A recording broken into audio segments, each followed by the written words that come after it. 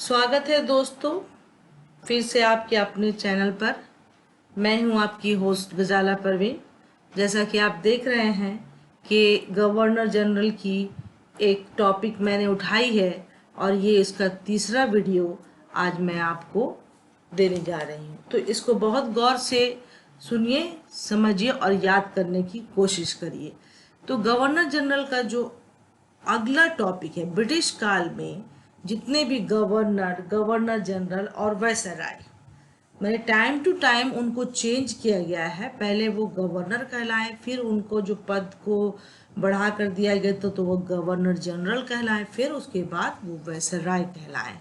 तो चलिए शुरू करते हैं और देखते हैं कि सबसे पहले जो गवर्नर रहा वो कहाँ का और क्या कहलाया, किस भारत से संबंधित किस क्षेत्र के लिए रहा। तो हम सभी जानते हैं कि भारत के इतिहास में ब्रिटिश का जो काल था वो उसके लिए, ब्रिटिश के लिए सबसे इम्पोर्टेंट महत्वपूर्ण स्थान जो जाना जाता था वो था बंगाल। तो उनका गवर्नरशिप जो शुरू हुआ वो भी बंगाल से ही शुरू हुआ। तो ब्रिटिश काल में ईस्ट इंडिया कंपनी जब व्यापार करने आई तो उस वक्त उन लोगों ने व्यापारिक दृष्टिकोण से अपने कार्य को आगे बढ़ाया, लेकिन 1740 से 45 के बीच में जब मद्रास उनके हाथों से निकल गया, किसके हाथों से? ब्रिटिश के हाथों से निकलकर फ्रांसीसियों के हाथों में चला गया, तब क्लाइव नाम का व्यक्ति जो कि ब्रिटिश या ईस्ट इंडिया कंपनी में एज ए क्लर्क वहाँ काम करता था, तो उसको क्या हुआ? उसको सिपा सलार का स्थान प्राप्त हुआ। ब्रिटिश के हारने के बाद, मद्रास को खोने के बाद, तब रॉबर्ट क्लाइव नाम का व्यक्ति जो कि पहला बंगाल का गवर्नर बना, उसे जो है सिपाही यानी सिपा सलार होने का, कंपनी के अधीन कार्य करने का मौका मिला। उससे पहले वो क्लर्क के पद पर कार्य करता था। तो आइए शुरू करते हैं। बंगाल के प्रथम गवर्नर जिनका नाम था रॉबर्ट क्लाइव, जिनका काल था 1757 से 1760, और उसका द्वितीय काल भी माना गया है 1765 से 67। इसकी बहुत ही अहमियत है भारतीय इतिहास में, ब्रिटिश इतिहास में, ईस्ट इंडिया कंपनी के इतिहास में क्लाइव का स्थान बहुत ही ऊंचा है, क्योंकि ये पहला व्यक्ति था जिसने भारत में ब्रिटिश सत्ता को पूर्णतः स्थापित कर दिया। उससे पहले ईस्ट इंडिया कंपनी केवल एक व्यापारिक कंपनी थी। तो 1740 से 45 के बीच का पीरियड रहा जब उन्होंने क्या किया, ब्रिटिश ने, ईस्ट इंडिया कंपनी ने मद्रास को खो दिया। और उसके बाद आप सभी जानते हैं कि 1770 में औरंगजेब की मृत्यु हो गई। औरंगजेब की मृत्यु के पश्चात भारतीय क्षेत्र जो 3 महत्वपूर्ण भाग में था, एक अवध, दूसरा बंगाल, अवध, बंगाल और मद्रास। तो इन तीनों ही क्षेत्रों में क्लाइव ने क्या किया? क्लाइव ने औरंगजेब की मृत्यु के बाद इन तीनों ही क्षेत्रों में अपनी कूटनीति, अपनी राजनीति का प्रयोग करके ब्रिटिश सत्ता को क्या किया? मजबूती प्रदान की और सबसे महत्वपूर्ण स्थान बंगाल पर अपना आधिपत्य जमा लिया। जब इसको 1757 में गवर्नर बनाया गया, तब क्या हुआ? बंगाल में प्लासी का युद्ध हुआ 1757 में। और क्या विशेष बातें रही? द्वैध शासन का प्रारंभ हुआ। कहाँ? सिर्फ बंगाल में, सभी जगह नहीं, सिर्फ बंगाल में। कहने के लिए तो सत्ता थी वहाँ जो है बंगाल के नवाबों के हाथों में, लेकिन असली शक्ति जो थी वो क्लाइव के हाथों में थी और क्लाइव उसका प्रयोग करता था। उसके बाद इलाहाबाद की प्रथम एवं द्वितीय संधि में भी क्लाइव का ही हाथ था, जिससे क्या किया, सभी मजबूत शासकों को क्लाइव ने क्या किया, निम्न पोजीशन पे पहुंचा दिया, उनके साथ संधियां की और क्या किया, उनको उनकी औकात दिखा दी। वो उस वक्त ये था जब भारतीय शासकों को ये महसूस कराने का वक्त था कि उनकी स्थिति अब कमजोर है और उन पे अगला जो शासन करने वाला है वो अंग्रेज ही है। ये क्लाइव की विशेषता थी। अब क्लाइव के बारे में इतना तो जानना चाहिए कि क्लाइव की विशेषता क्यों थी। क्लाइव की जो है पैदाइश कब हुई थी, 29 सितंबर 1725 में, और उसकी मृत्यु हुई 22 नवंबर 1774 को। वो मद्रास में क्या बनकर आया दोस्तों, वो क्लर्क बनकर आया और वो ब्रिटिश सत्ता का संस्थापक माना गया। भारत में क्लाइव का स्थान इसलिए भी महत्वपूर्ण है क्योंकि वो भारत में पुलिस कानून व्यवस्था का जनक के नाम से जाना जाता है, नागरिक सेवा का जनक के नाम से जाना जाता है। और जब क्लाइव और डुप्ले के हाथों में, डुप्ले फ्रांसीसी गवर्नर था, जब वो सत्ता का जो है खींचातानी शुरू हुआ तो क्लाइव ने अपनी बुद्धिमत्ता से अंग्रेजों को, ब्रिटिश कंपनी को एक मजबूत पोजीशन प्रदान किया। लेकिन इतना होने के बावजूद भी जब क्लाइव इंग्लैंड वापस गया तो उस पर क्या किया, उस पर महाभियोग लगाया गया। और किसने लगाया, उस पर महाभियोग जो है वहाँ की जो है पार्लियामेंट में लगाई गई और क्षुब्ध होकर इस भावना से कि उस पर महाभियोग लगाया गया, वो क्षुब्ध होकर 1774 में 50 वर्ष की आयु में उसने आत्महत्या कर ली।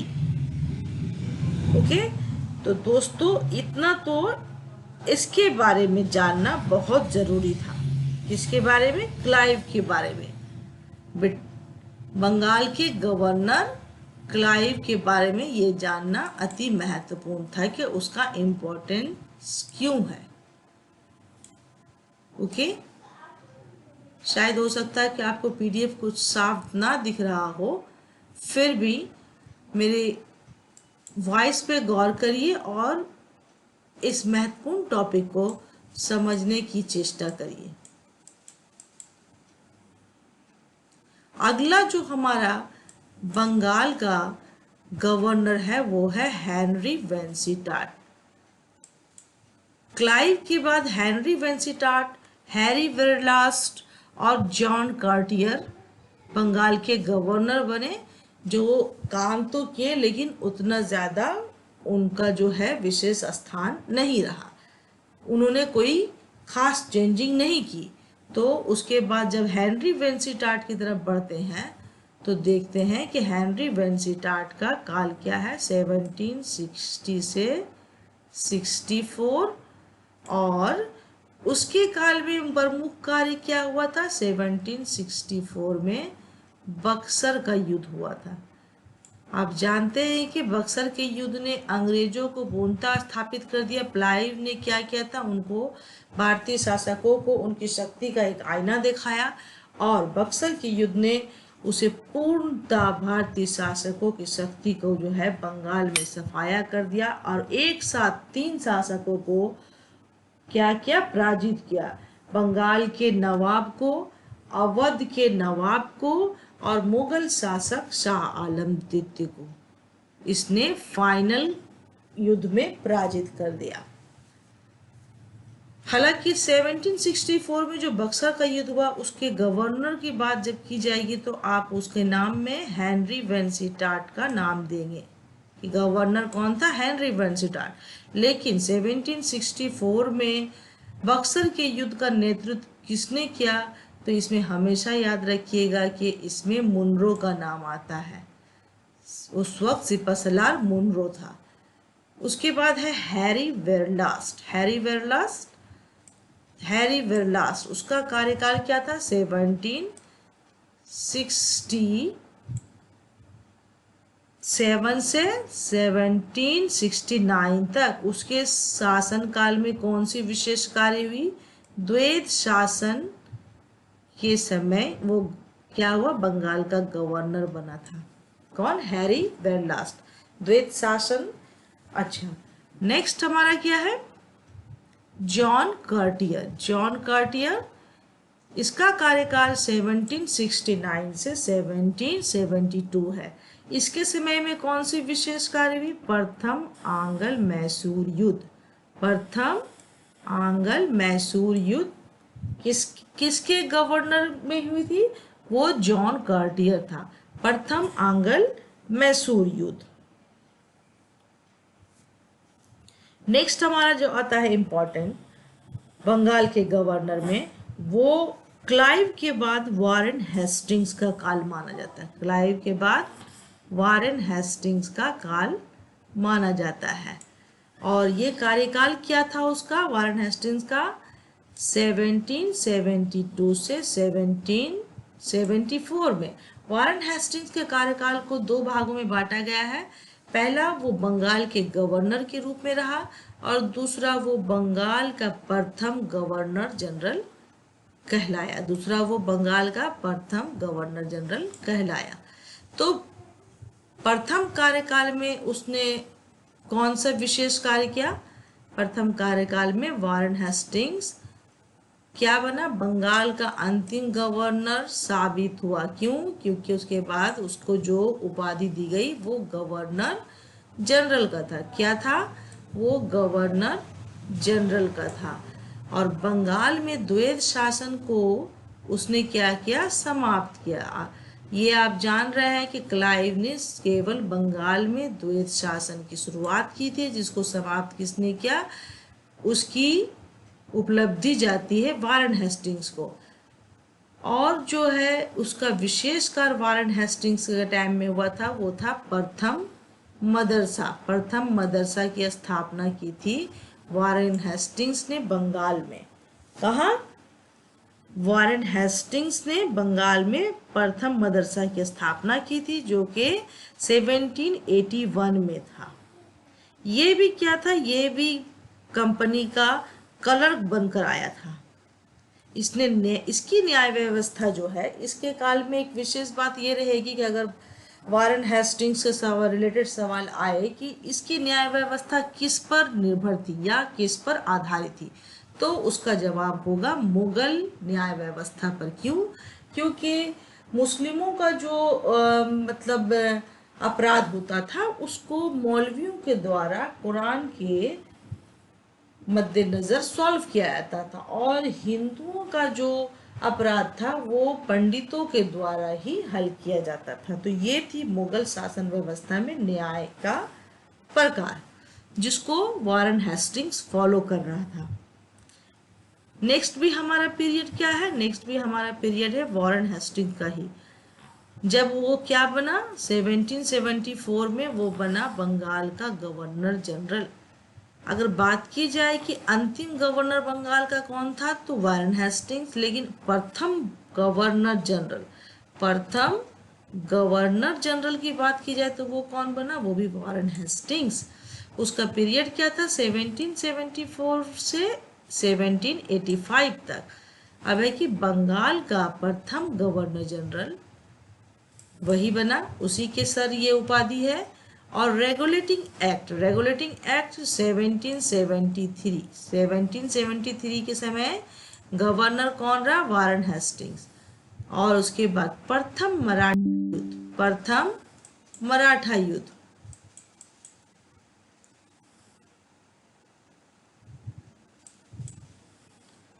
प्रथम मराठा युद्ध जो था वो भी वारेन हेस्टिंग्स के टाइम में हुआ, और द्वितीय आंग्ल मैसूर युद्ध वो भी वारेन हेस्टिंग्स के समय में हुआ। और इजेदारी प्रथा भी वारेन हेस्टिंग्स के द्वितीय पीरियड में ही हुआ। प्रथम आंग्ल मराठा युद्ध जो था वो वॉरेन हेस्टिंग्स के समय में जब वो 1775 का काल था, और द्वितीय आंग्ल मैसूर युद्ध जो है वो 1780 से 84, 1780 से 84 के मध्य रहा।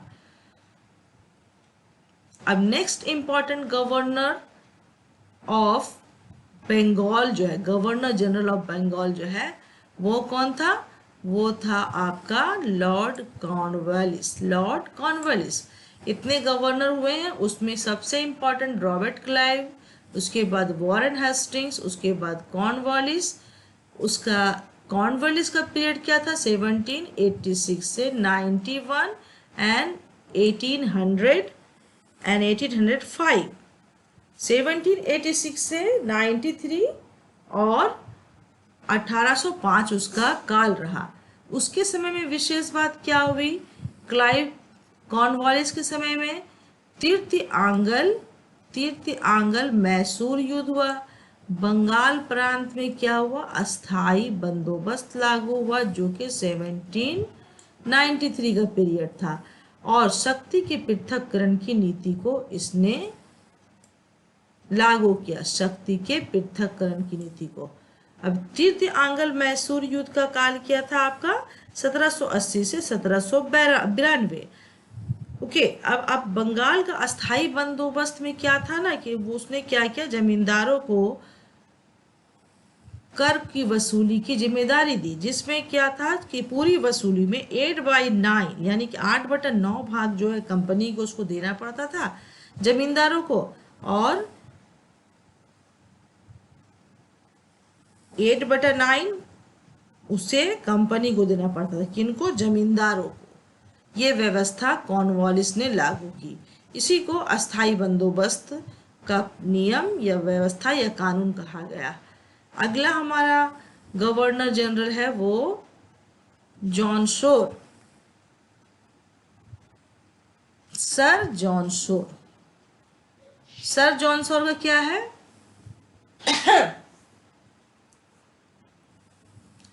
सर जॉन शोर 1793 से 98 का काल रहा। सर जॉन शोर का पीरियड क्या था? 1793 से 1798, और उनका विशेष कार्य क्या था? चार्टर अधिनियम 1793 में लागू हुआ। उसी समय क्या था? कॉर्नवालिस ने क्या किया था? मैंने वो वहां से उसका पद खाली हो गया था, तो जॉन शोर आया, और उसी पीरियड में दो काम को याद रखना है। एक अस्थाई बंदोबस्त 1793 में, और 1793 में चार्टर अधिनियम भी लागू हुआ। हस्तक्षेप, सर जॉन शोर ने क्या किया था?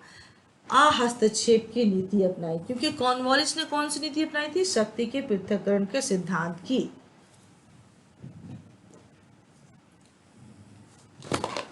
शक्ति के पृथक्करण के सिद्धांत की नीति किसने अपनाई थी? कॉर्नवालिस ने। और जॉन शोर ने हस्तक्षेप, यानी कि जिस तरह से जो कार्य हो रहा है उन्हें होने दिया जाए, और उसे क्षेत्रीय राजाओं को उनके कार्यों में हस्तक्षेप ना किया जाए। ये नीति अपनाई थी जॉन शोर। आइए नेक्स्ट की तरफ चलते हैं।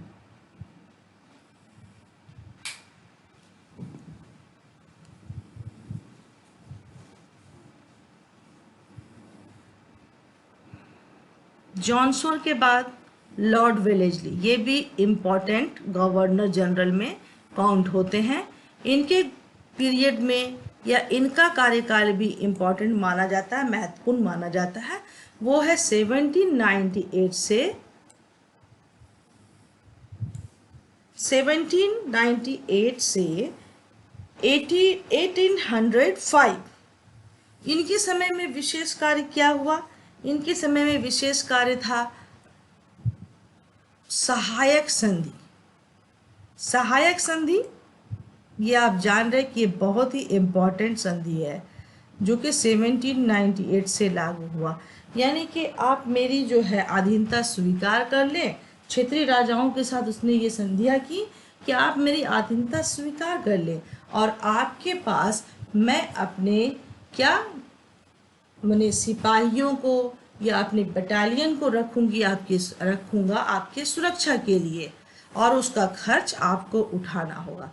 तो इस तरह से वो दो कार्य कर रहा था। एक तो व्यापार भी उसके चल रहे थे भारत में, और वो ब्रिटेन के व्यापार को भी समृद्धि प्रदान कर रहा था, और अपने सिपाहियों का भरण पोषण भी क्या कर रहा था, वो यहाँ के राजाओं के ऊपर डाल रहा था। उसके खर्चे की जिम्मेदारी यहाँ के राजाओं के ऊपर डाल रहा था, और उनको आश्वासन और सुरक्षा दे रहा था, और उनकी स्थिति कमजोर होती जा रही थी, और इसकी स्थिति, कंपनी की स्थिति मजबूत होती जा रही थी, जिसको समझने में भारतीय शासकों ने काफी देर की।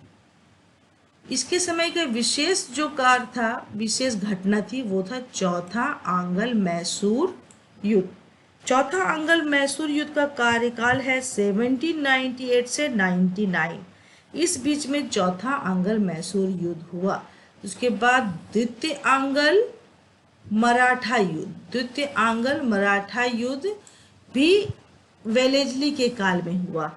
द्वितीय आंग्ल मराठा युद्ध का जो काल था वो 1803 से 1806 के बीच रहा। उसके बाद प्रेस पर जो सेंसरशिप, प्रथम प्रेस सेंसरशिप लागू किया था वेलेस्ली ने। प्रथम प्रेस सेंसरशिप किसने लागू किया था? वेलेस्ली ने। उसके कलकत्ता में फोर्ट विलियम, कलकत्ता में फोर्ट विलियम कॉलेज को इसने स्थापित किया था। तो इसके कार्य जो है, वेलेस्ली के कार्य जो है, अति महत्वपूर्ण माने जाते हैं।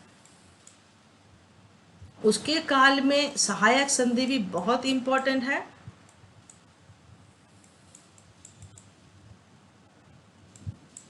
उसके बाद मैसूर युद्ध, कौन सा? चौथा आंग्ल मैसूर युद्ध। ये आप जानते हैं और नहीं जानते हैं तो जान ले कि चौथा आंग्ल मैसूर युद्ध टीपू सुल्तान के साथ लड़ा गया था। किसके साथ लड़ा गया था? टीपू सुल्तान के साथ। और यहाँ पर जो है भारत का पहला शासक जिसने स्वतंत्रता का वृक्ष लगाया था, उसकी समाप्ति हो गई, वो युद्ध में मारा गया। तो उस समय उसको किसने संपन्न किया? वेलेस्ली ने। और द्वितीय आंग्ल मराठा युद्ध, एक तरफ तो वो मैसूर को भी कमजोर कर दिया भारतीय शासकों में, जो उस वक्त सबसे मजबूत था, और उसके बाद उस वक्त और जो मजबूत शासक थे वो मराठे थे, उन्हें भी वेलेस्ली ने कमजोर कर दिया। एक एक करके हर मराठा पेशवाओं को ये तोड़ता गया और उनके साथ युद्ध करता गया और उन्हें युद्ध में पराजित करता गया। और प्रेस पे सेंसरशिप, यानी कि प्रेस इनके खिलाफ ना बोल सके, पब्लिक तक उनकी बातें ना पहुंचे, उसको भी इसने क्या किया? नियंत्रित किया सेंसरशिप के द्वारा। और कलकत्ता में fort William college, fort William college किसने स्थापित किया? लॉर्ड वेलेस्ली ने। और वो काल था 10 जुलाई 1880। कितना था? 10 जुलाई 1880 का काल था वेलेस्ली का। उसके बाद है sir George Barlow. Sir George Barlow 1805 से 1807। इसके दौर में महत्वपूर्ण जो कार्य थे वो यही थे कि बस इन्हें अपना शासन चलाना था, हस्तक्षेप की नीति को फॉलो किया इन्होंने। किसके तरह? सर जॉन शोर के तरह। उसके बाद है लॉर्ड मिंटो। लॉर्ड मिंटो का कार्यकाल कितना है? 1807 से 13, 1807 से 1813। ये इनके समय जो थी वो अमृतसर की संधि हुई 1809 में। ये इनका विशेष कार्य था। क्या हुआ था? अमृतसर की संधि हुई थी 1809 में, अमृतसर की संधि। उसके बाद है लॉर्ड हेस्टिंग्स। उसके बाद क्या, किनका कार्यकाल है? Lord Hastings.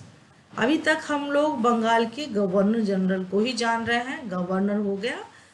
और इसके बाद नेक्स्ट वाइसर गवर्नर, भारत के गवर्नर जनरल कहलाएंगे।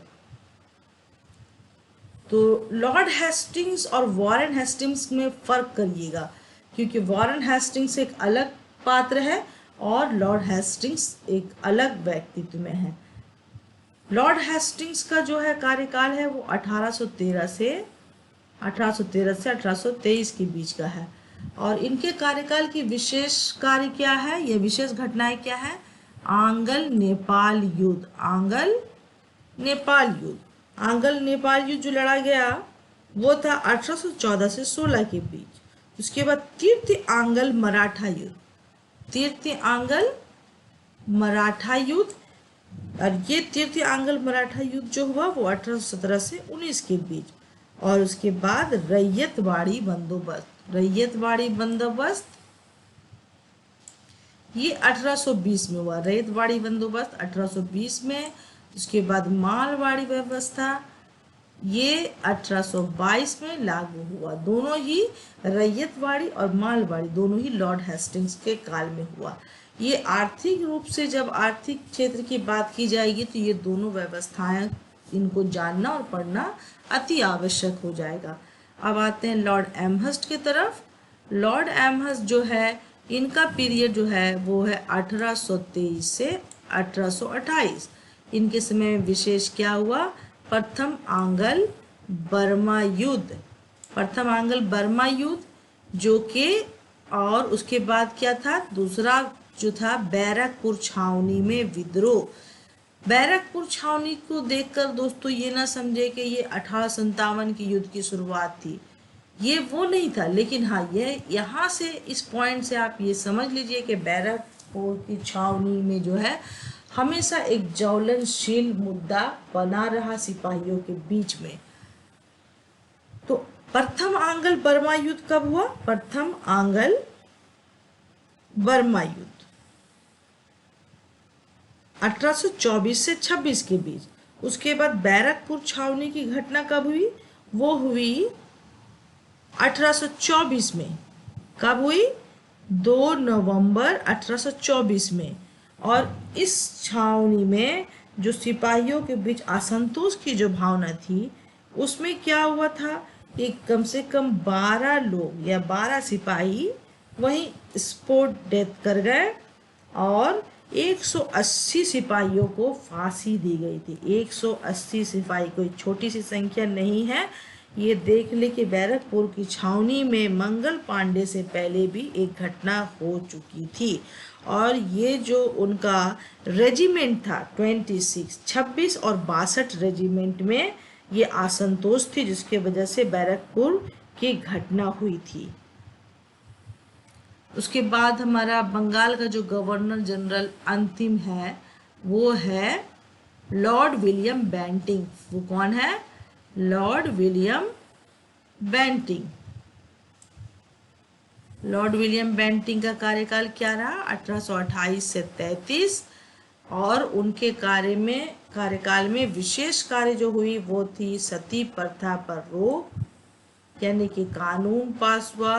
और उसके बाद ठगी प्रथा का अंत जो कर्नल सलीम के नेतृत्व में संपन्न हुआ। तो दोस्तों यहाँ तक ही रहने देते हैं, नहीं तो वीडियो बड़ा हो जाएगा, आपको पढ़ने में मन नहीं लगेगा। उसके बाद अगला वीडियो जो बनाएंगे उसमें भारत के गवर्नर जनरल और वायसराय के काल और उनके घटनाओं, उनसे संबंधित या उनके काल में घटित घटनाओं को डिस्कस करेंगे। तो इन सारे टॉपिक्स को आप देख लेंगे अच्छे से, और जो वर्बली मैंने बताया है उनको भी याद रखने की कोशिश करेंगे। तो मिलते हैं नेक्स्ट वीडियो में।